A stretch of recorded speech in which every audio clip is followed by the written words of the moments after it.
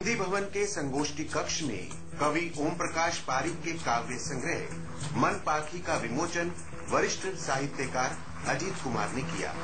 इस अवसर पर अनेक साहित्यकार मौजूद थे। कविता अच्छी या बुरी है, इसका बहुत कुछ प्रमाण मैं समझता हूं कि उस पाठक की मानसिकता पर होता है जो कि उस किताब को किसी खास समय पढ़ रहा होता है। हम अगर किसी समय रिसेप्टिव मूड में होते हैं, किसी भाव को ग्रहण करने की मनस्थिति में होते हैं, तो वो कविता हमको प्रेरित करती है, अच्छी लगती है। और अगर हम अनमने होते हैं तो हम उस कविता को बहुत सराह नहीं पाते।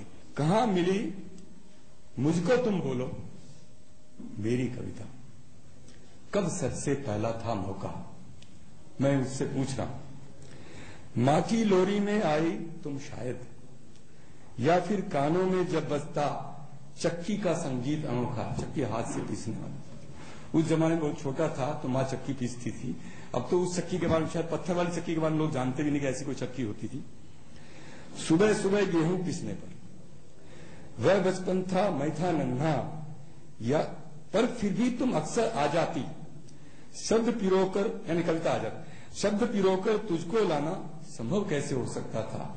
नेचर को, प्रकृति को इन्होंने अपनी कविताओं में जगह दी और बहुत अच्छी, बहुत सारी कविताएं हैं जिसमें इन्होंने प्रकृति के विविध रूपों को बहुत सही और सटीक ढंग से इन्होंने संजोया है, संवारा है और आपके समक्ष उपस्थित